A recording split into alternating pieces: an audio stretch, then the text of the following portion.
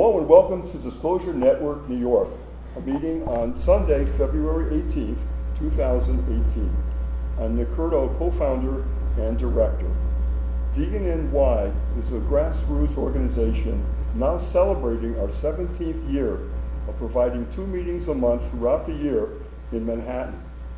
We focus on cutting-edge UFO, ET issues, paranormal phenomenon, and related subjects. Our members do intense investigative research into these various topics and share that information with the group and the internet followers. Our motto here is connecting the dots to seek truth. I'd like to mention that we have available to everyone worldwide what we call DNNY News Blast, an email service focusing on these various topics that is totally free. Just visit our website, dnny.info, and type in your email address where asked for, and you'll receive our news blast. Again, it's free service, and it will connect you on the various topics that are currently focusing on. We have hundreds of people all over the world who already have signed on for this service, and we're very happy about that. Our featured guest for today's meeting is Mr. Sean Christopher L.I. Stone, who is a director, producer, cinematographer, and screenwriter of 8 films and counting. He's the son of film director Oliver Stone.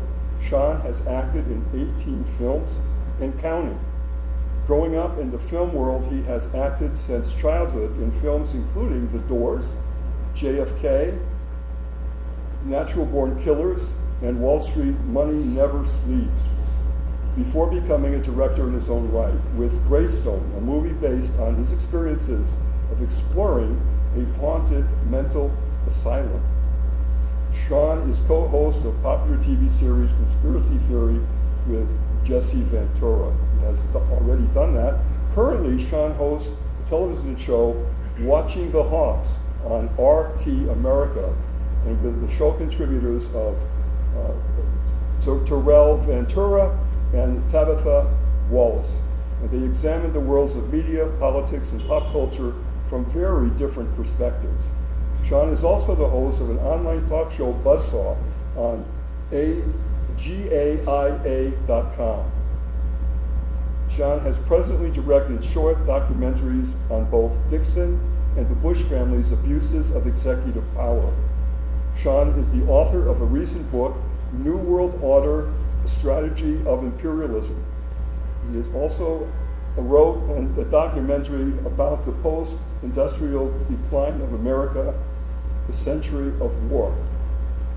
Sean, it's wonderful to have you here to do a phone interview today.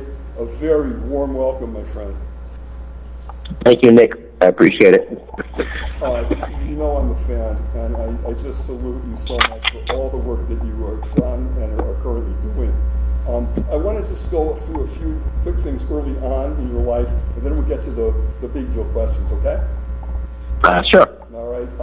Just one quick question was, what was it like growing up in a high-profile family with your daughter being, with your dad being such a renowned director, producer, and writer? What was that like?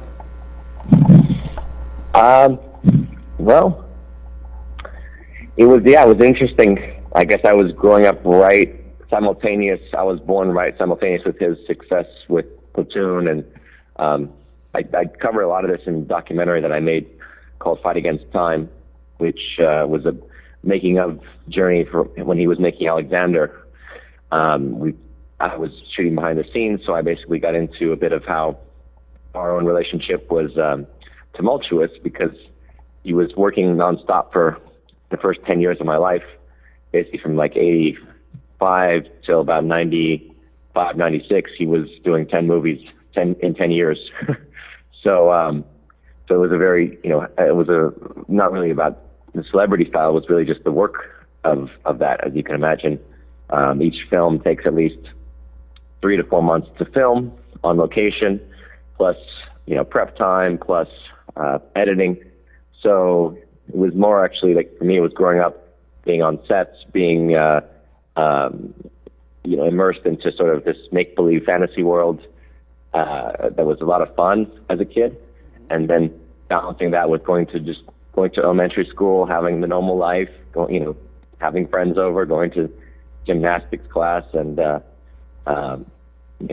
music lessons and all that kind of stuff that you do when you're when you're growing up. So to me, it wasn't so much growing up like as a Hollywood lifestyle. It was more like growing up in the middle of a work environment and school environment, and then having the benefits of being able to travel the world with him and go as far as Southeast Asia and Tibet and Africa and Europe and all these wonderful places that I got to travel to.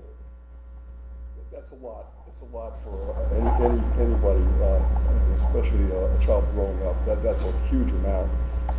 Also, just a quick question on your acting career. You've done so many different kinds of roles. What are maybe one or two of your favorite acting roles? Could you let us know? Well, I mean, obviously, it's iconic to say like playing young Jim Morrison is cool. In hindsight, at the time I didn't really know what the doors were. I was about 5 or 6, like I said, about 6 years old, so I wasn't a Doors fan at the time. But in hindsight, it's really cool to be able to say, yeah, I was young Jim Morrison. And I gotta say, I did love being on the set of JFK. We shot in New Orleans, most of it, and I was in Dallas and in New Orleans. I just remember the humidity was killer, but it was a very like the French Quarter area. It's stylish. It's got like this old world beauty to it. Yeah. So I remember I enjoyed being on that set, and I guess playing the role was a little bit more. That was more daunting, playing Kevin Costner's son, because I wasn't really trained as an actor at that age. I really was very shy, and having to deliver lines, and I was supposed to be having a Southern accent, and I was getting caught between Daddy and Papa, because I would call my dad Papa, and I was supposed to call him the guy Daddy, so I'd get confused, and I would kind of like mix it up. So that was challenging. But I mean, I guess those are fun as a kid, and then as I got older, I guess frankly, as an actor, you got to. I like to choose roles that I think speak to me in some capacity. I really enjoyed playing the character in Union Bound, which was an indie film about this real character, Sergeant Hoover, who was in the Civil War. He was basically helped escape from a POW camp in the South. He was basically helped escape along the what's it called, the Underground Railroad. Basically the slaves in the South helped him get from the South to the North during the Civil War, and that was a very compelling story. So I enjoyed that. But there have been others. Oh, I mean, you'll see the new one coming out. It's going to be fun. Fury of the Fist. It's a martial arts comedy. And then this one, I'm playing the Fist, who's like a throwback to the '80s action heroes. Whoa, really? Yeah. So that'll be a lot of fun. That sounds a lot of fun. Wow, can't wait to see that. Also, I just wanted to move for 1 second.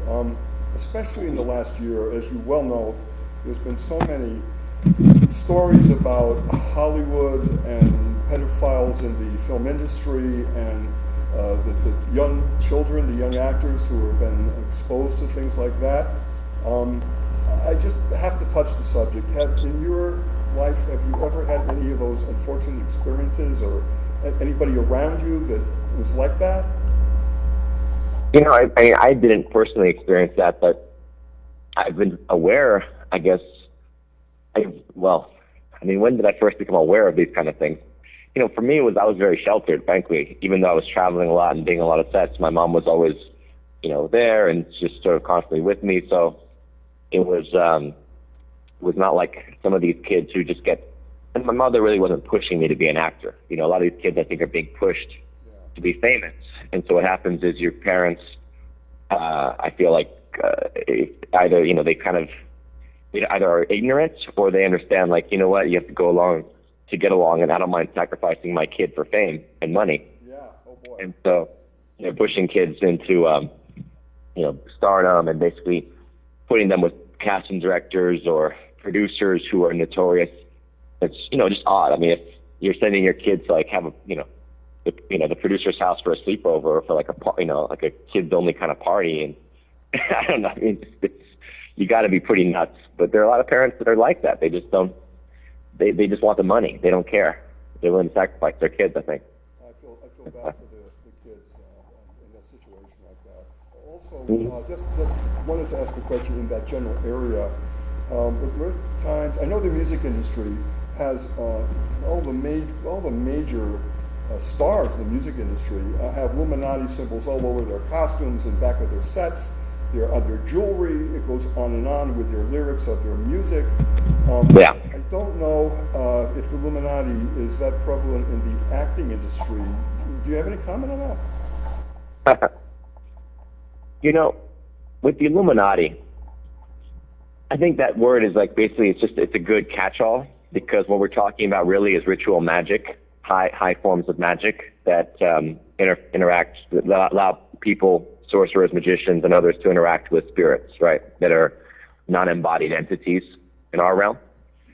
And, when it comes to music, for example, like you take Jay-Z, and why is he doing that? Well, he is a Mason himself, and he's probably been initiated to a certain level of magic. And so he was very, I think, aware, in his case, of what he's doing.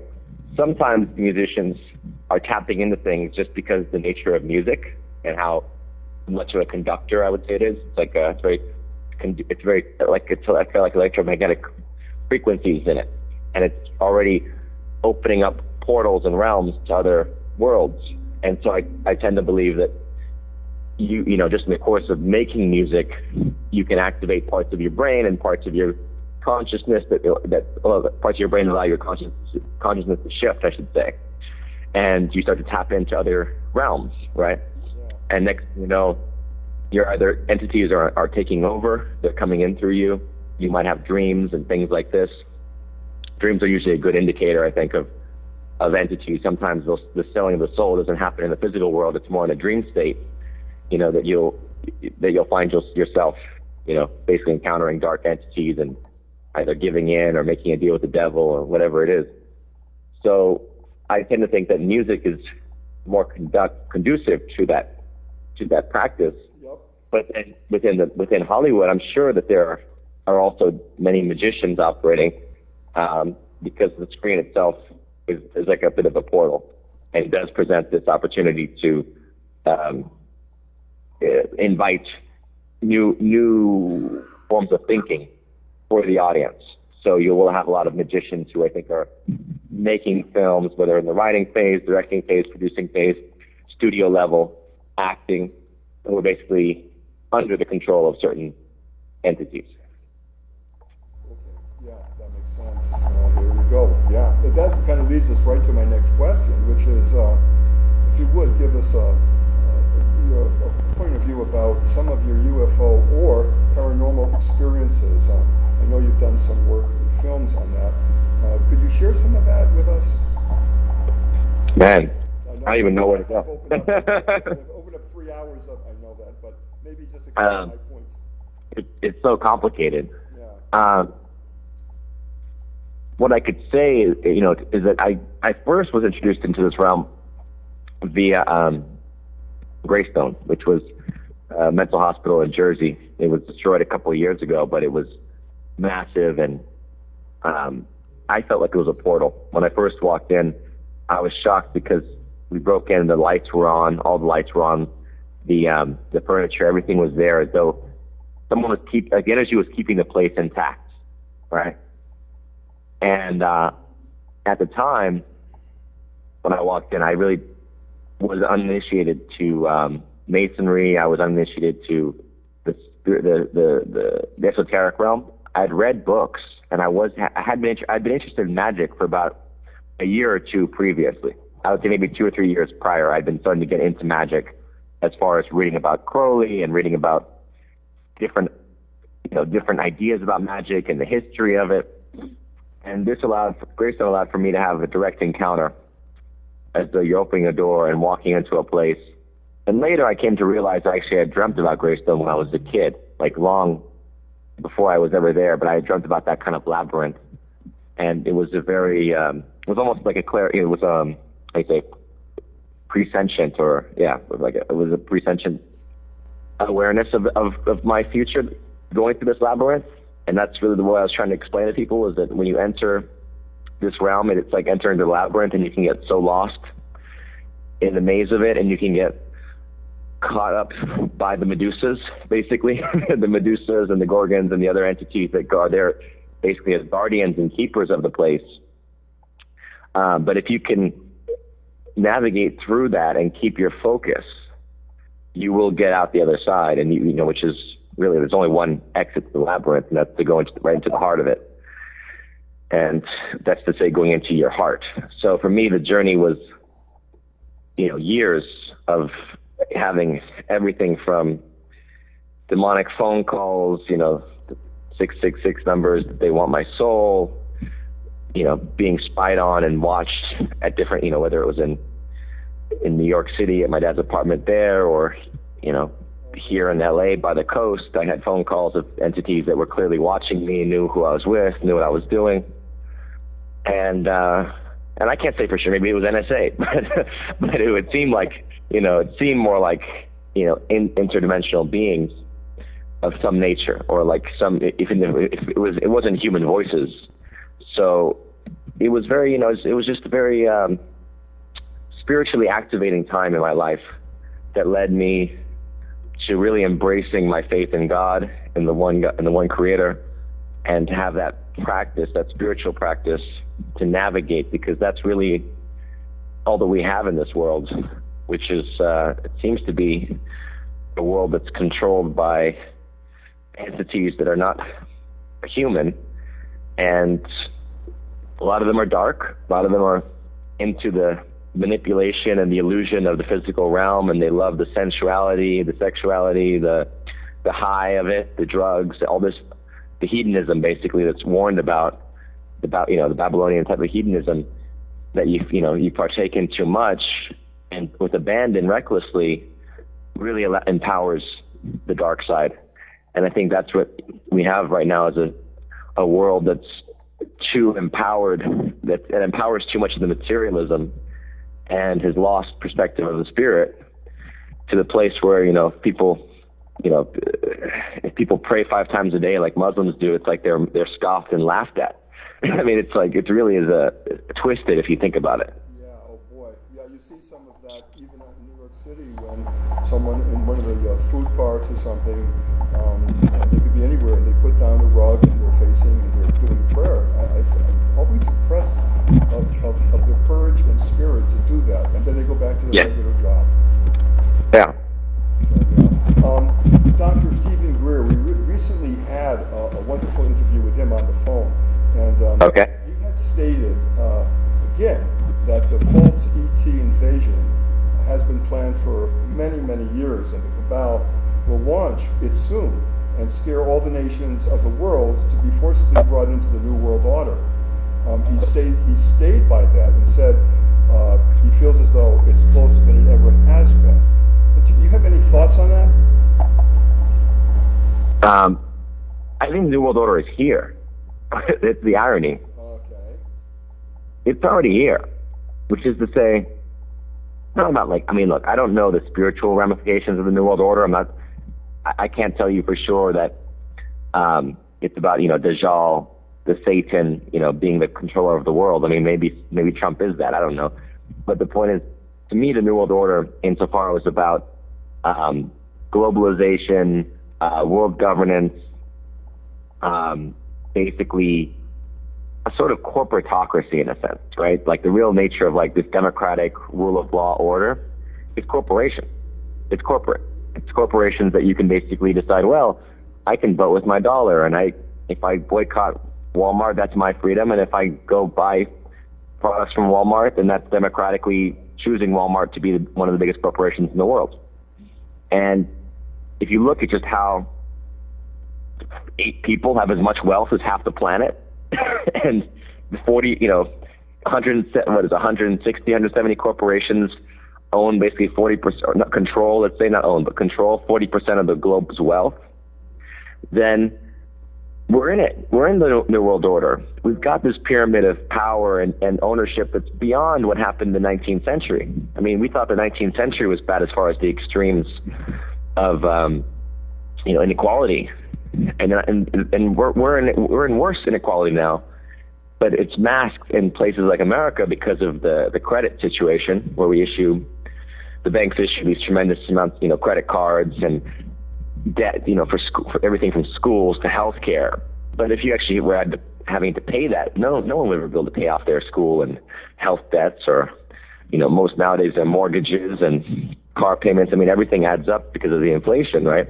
You name it, the insurance on auto, house, the taxes. It's just, everything is just piled up. So we live on this line of debt that's like a lifeline for us in the West. But most other countries don't have that access to credit because their currencies aren't as strong. They're basically constantly fighting to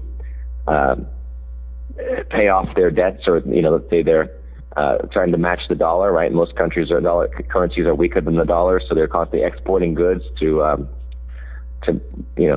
make up for that difference. And it's a terrible cycle that we're in currently. I think that you just have to have faith that there is a higher wisdom that's saying, listen, this is a lesson for humans. This is a lesson, to basically wake up and get past the material realm of greed, ignorance, fear, and to really start to recognize that we have this beautiful, abundant planet that we're sharing. And maybe there's going to be, I don't know, maybe there's going to be a shakeup, and maybe, millions will have to die in the process, but there has to be a new awakening that we don't have to be in a state of pyramids and hierarchies to succeed and get what we want in life. That we can be in more round table type of power sharing structures where we can, share the fruits of our labor, where we can, give the workers more back ends, more incentives, more benefits, like the old union style of, living wage plus, your benefits. That's all gone, right? We don't have many unions anymore. Yeah. So most people are literally just, making do and then hoping that they don't get fired, or, they don't have some health crisis come up, because then they can't afford it. I think we're in it. I just think we're in the New World Order. I think you're right. I think you hit it right on the nose here. I think it's absolutely happening on many, many levels. And a lot of people aren't aware of it. They just aren't. And that's such a dangerous place to be. I think people like you who really are pounding the drums and informing people and telling them what's going on and what they should be aware of. That's such a service. And I really salute the whole group. Salute you for doing that on so many different levels. Television, films, books, really just good for you to do that. I want to ask you, there's a New World Order city. I'm going to get this name wrong. You probably know it as Astana, Kazakhstan, in which the Freemason symbols and signatures are all over the entire city, on the huge buildings. The images on the internet are astounding. Do you know about that place? Have you ever been there, or have you ever seen that city? Was that? Which city? I guess I could spell it, because it's a Astana, and the second one is Kazakhstan.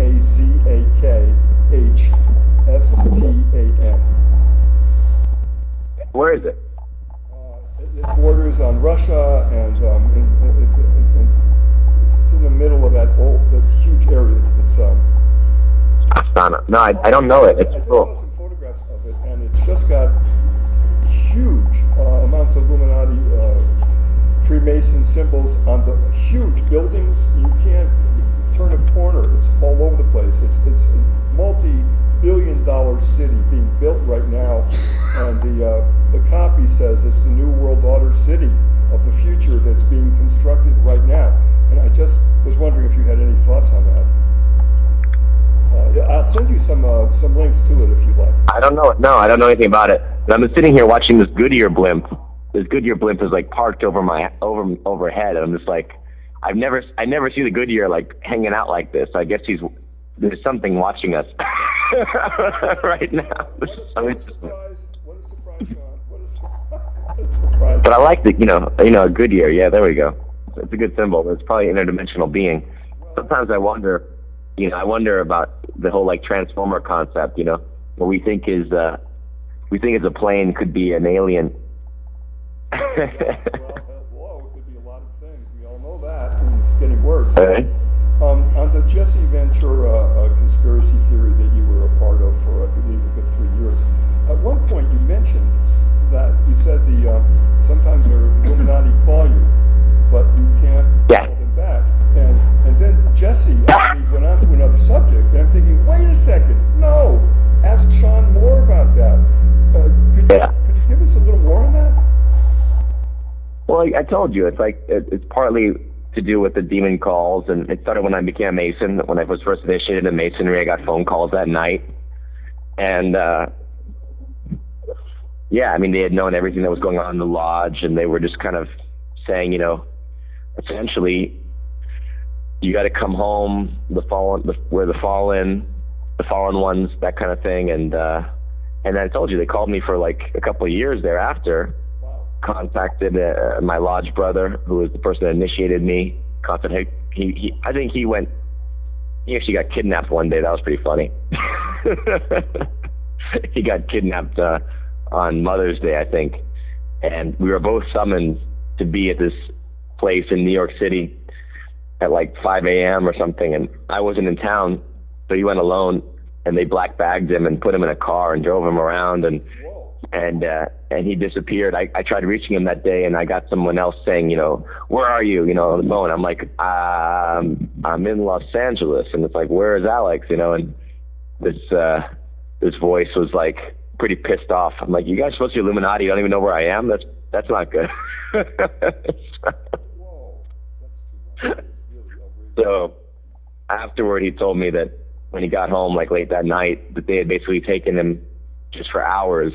And like, I think he kind of went to like almost like an altered state, because they took him into a church, and like they had him like drink some blood, and he said like what he thought was like Lucifer, like this being looked like Lucifer was standing there in the church, and it was like an underground thing, and yeah.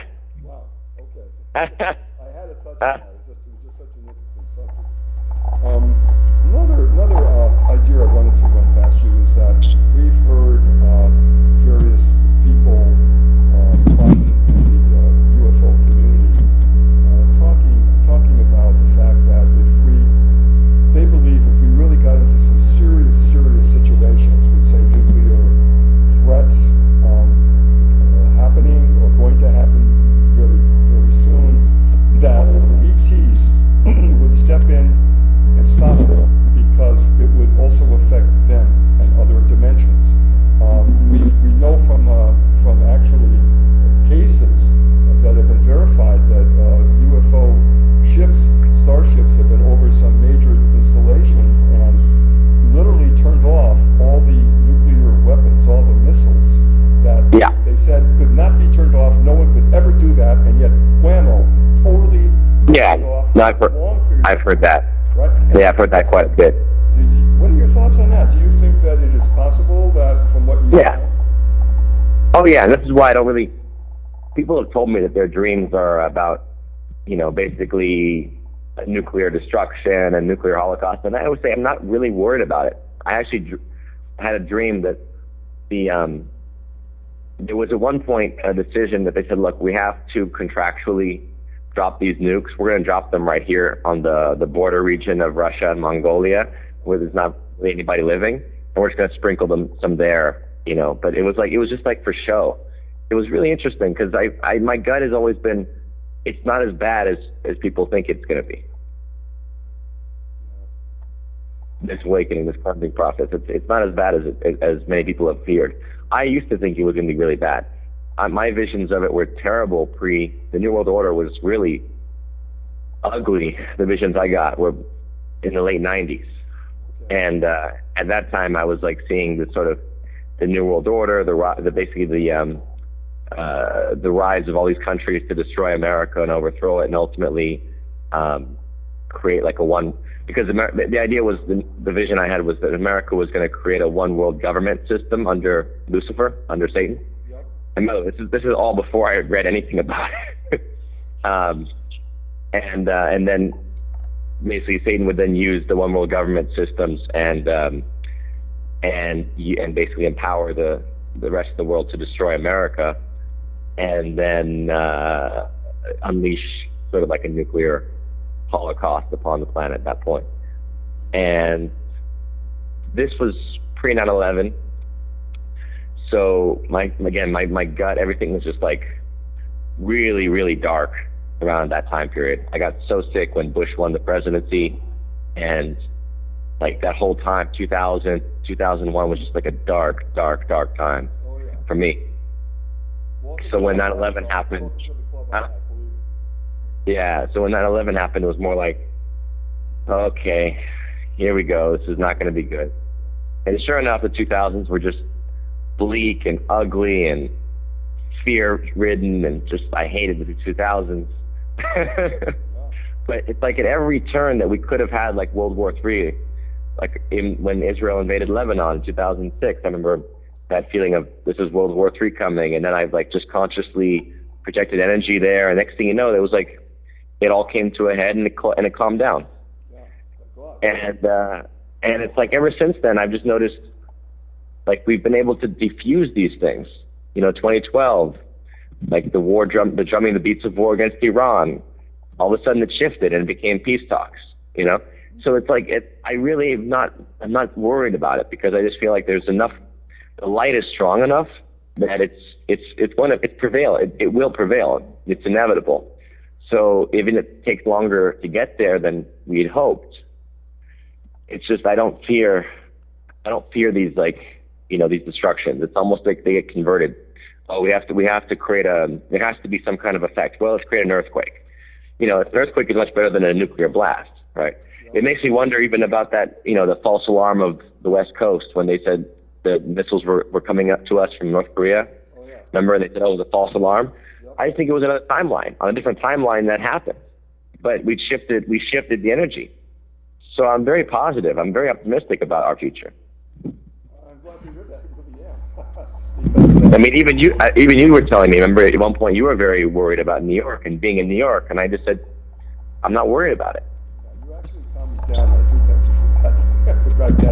That last September, that was quite a month on many levels. So yeah, I appreciate your comments on that. Sean, I got to ask you another question. Has anyone or any, I don't know, either person or group has ever said to you, don't talk about that subject ever? You can't do that? Has anyone ever directed you in something like that? No. I just was wondering if people in your position ever get that sort of memo, if you will. The phone call stopped after 2012. 2012 was a shifting point for me, and it was basically, that was like I made my decision.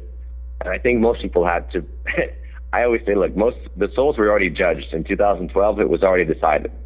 That was the end of the age, in a sense.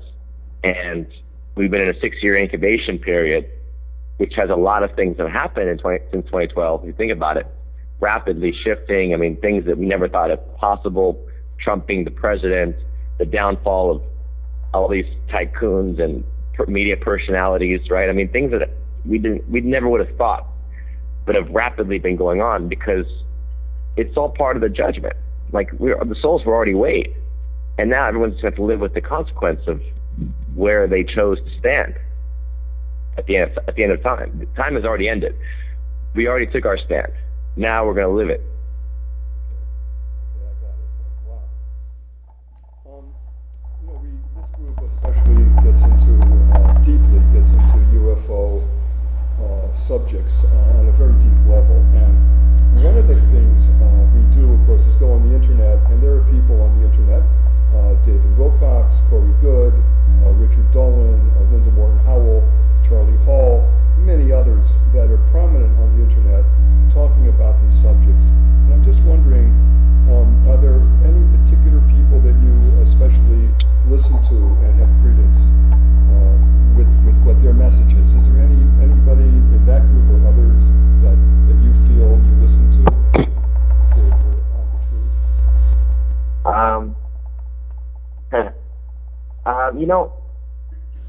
I actually want to hear what you guys.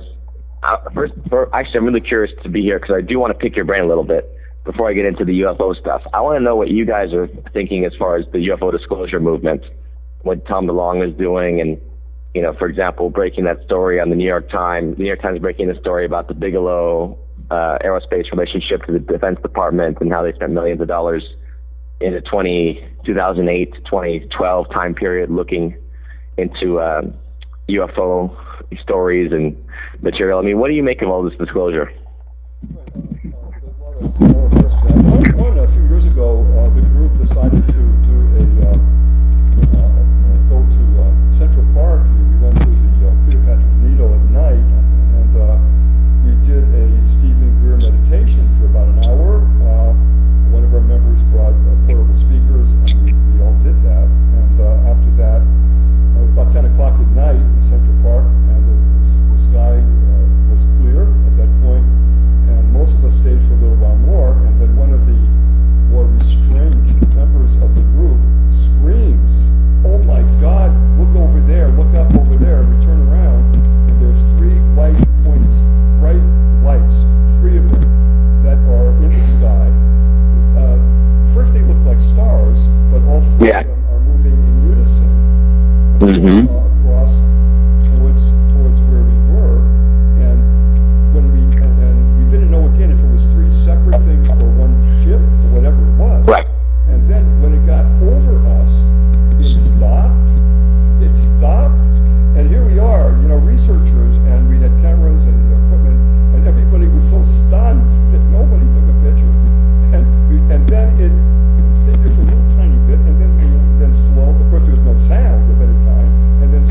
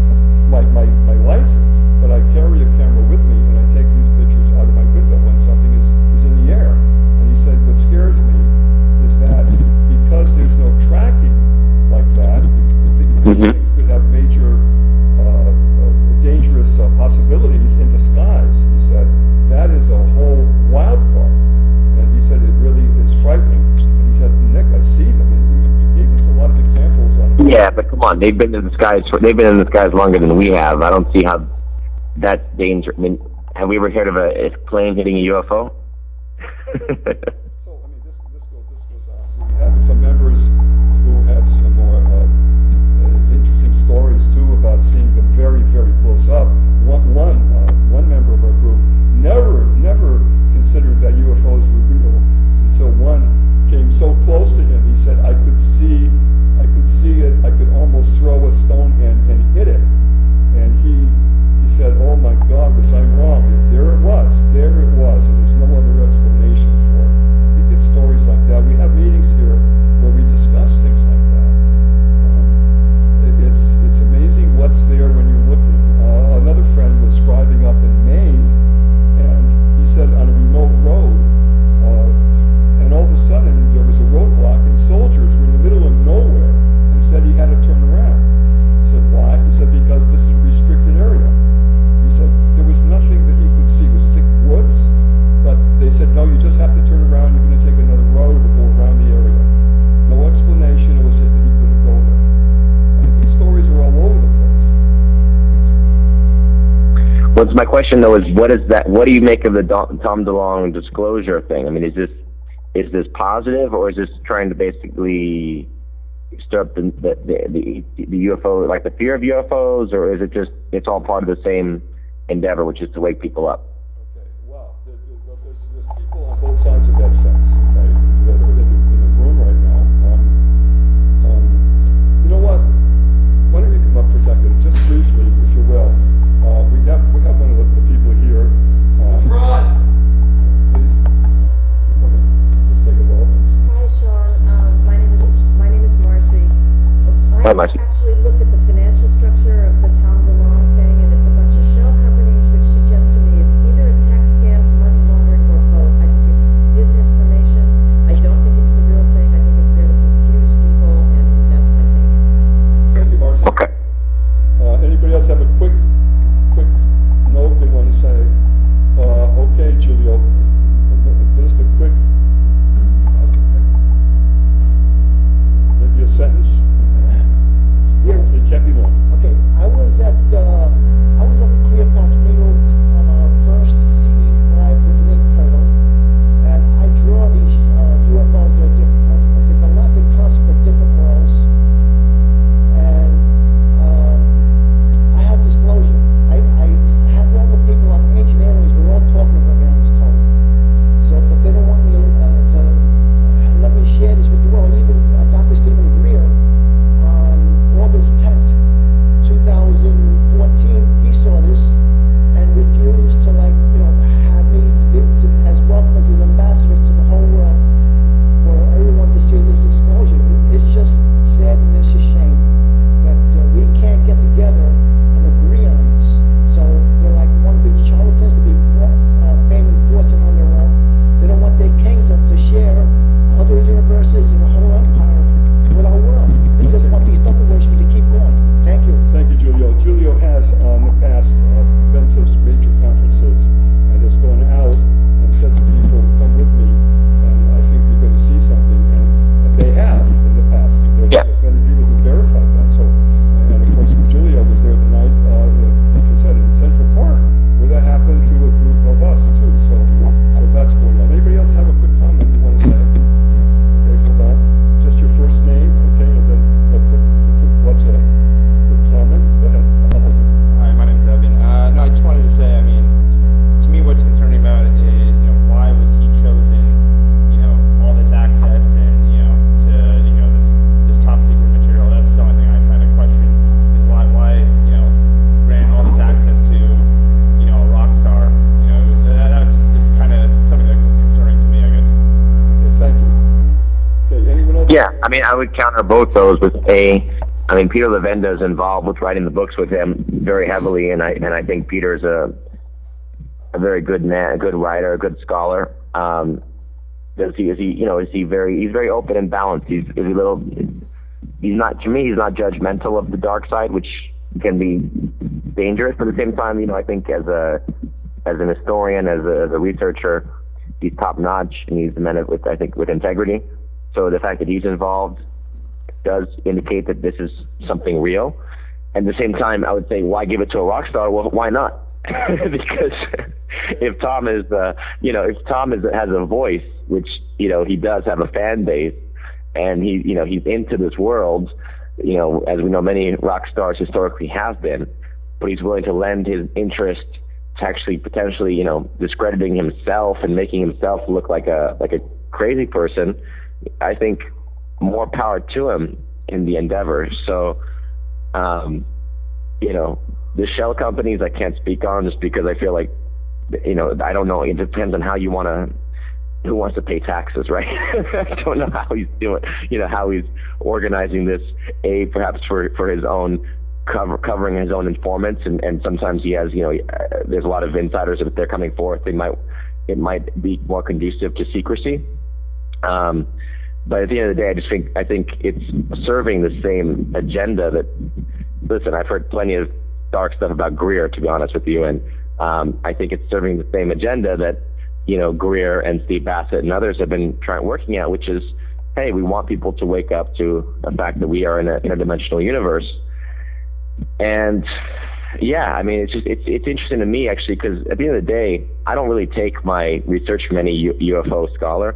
I'm friendly with people like Sarah Rachel Adams, who to me are like, she's more about the interdimensional side of things, and it's more fluid as opposed to, trying to analyze what's going on from a personal perspective is probably the best thing you can do in life, because we don't know at what point, are we being misinformed and given disinformation by operatives. Whereas if we can just look around and see, hey, these movies, these themes that are coming through in films, these symbols that are being shown to us each season, that's the witchcraft. That's the Illuminati message right there. It's already forth. It's already out there in the media. Every year, what's coming forth, right, is basically the messaging that they want to program us with, that they want us to see, how they want us to see the world and interpret things and understand things. So I think we're caught up in a huge interdimensional battle between different royal families and bloodlines that go back to Orion and Sirius and the Pleiades, and it's for each of us to know who we are and where we stand in that conflict, essentially. Do we stand on the side of more material technology, more control mechanisms and manipulation, or do we stand on the side of natural magic and light, spreading light, which is, in its pure form, love and knowledge and awareness? That, where do we stand in that, basically?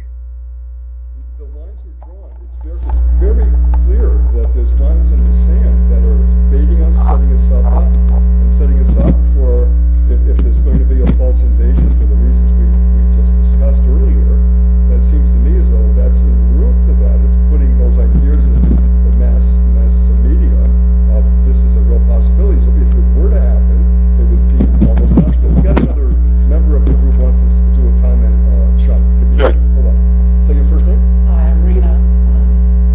Since 5 years old, I've had contact with two different interstellar groups, one from a different galaxy, and one from the star system Eta Cassiopeia, which is in the Cassiopeia constellation. And what they've said is that they've been here for thousands of years. The one from the other galaxy used to be called the Fae in Ireland and Wales. Also called the Beautiful People, and they had bases, and they were here to guide us, and teach us things. And same with the other Cassiopeians, they were partly responsible for the Etruscan civilization. And I think what they've been telling me is that they're waiting for us to have a consciousness shift before they come back. I think we have to change our consciousness to be more inclusive and realize we're one humanity and one people, and stop our wars and stuff like that. So that's all I have to say. It's quite a bit. Thank you, Rena. She's going to be doing a program here in a couple of months, a full program on what she's been encountering all her life. But yeah, it's just there's something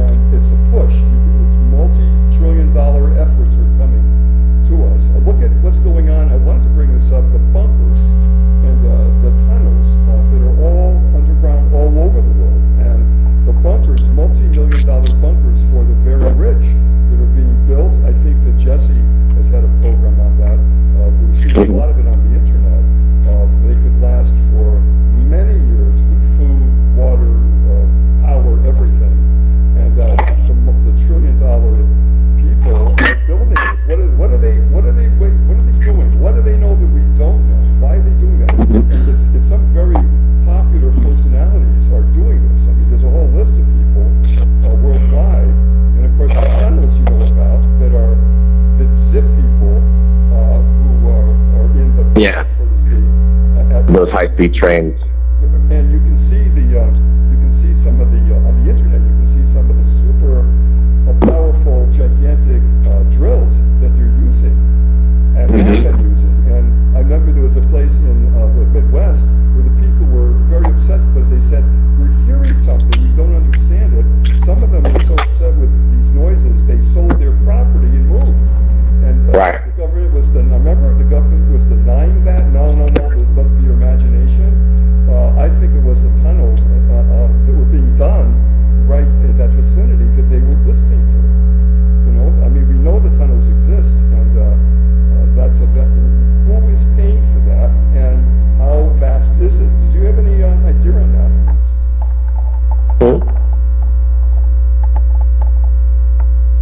Sean, do we do that? Oh, okay. I don't know if you watched it there. I just was talking about the tunnels and the bunkers that are being built. Yeah.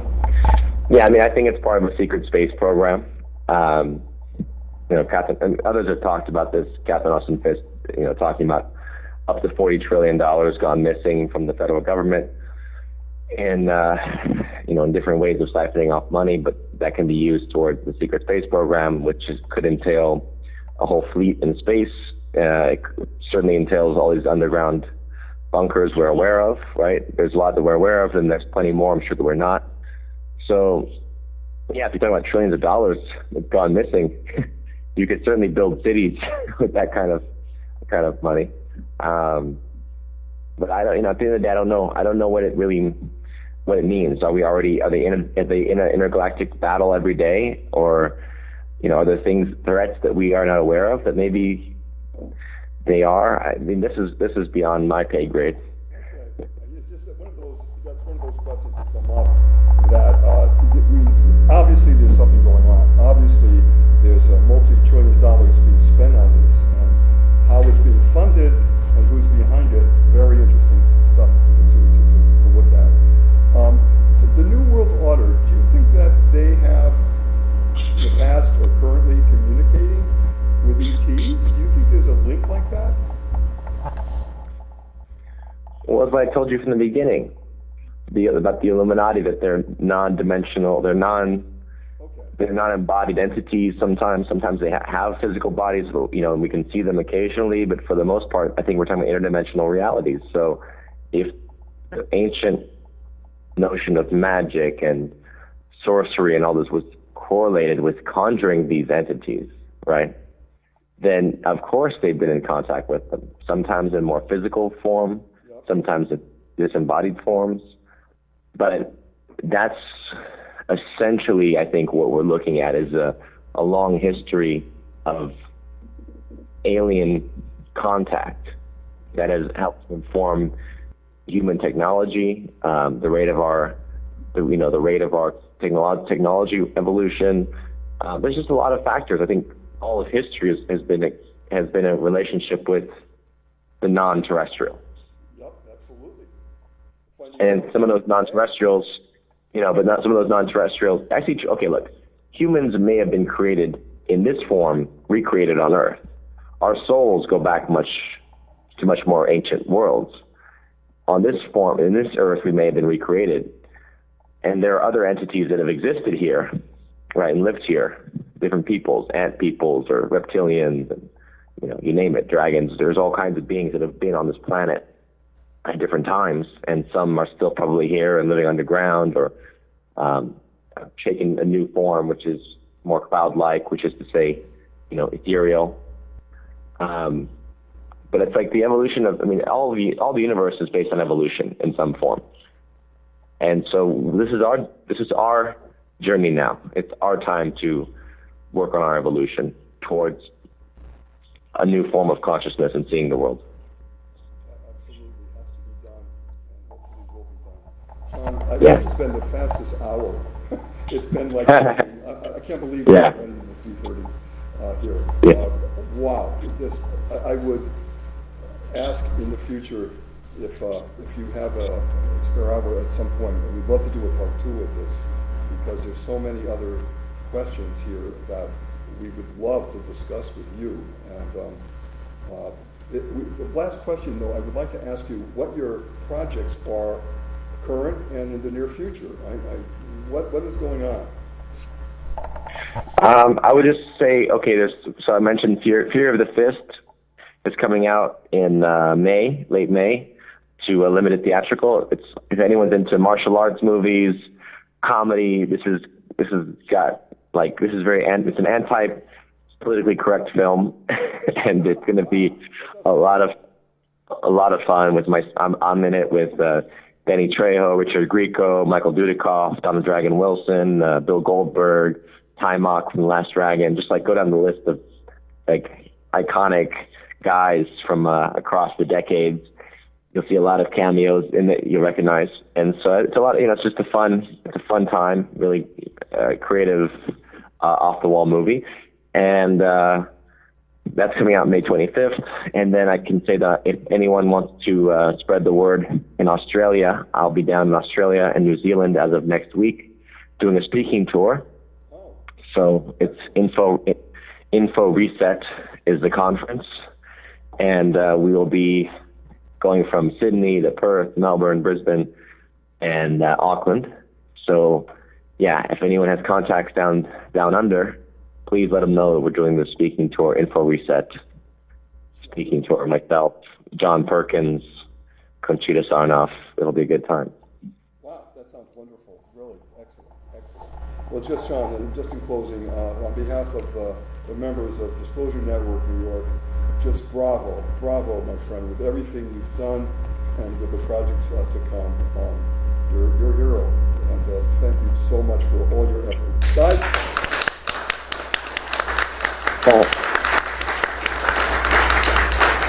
Thank you, guys. Much love to you, Sean. Take care. All right, again. Have a good one. Thank you, guys. Bye-bye. We did it.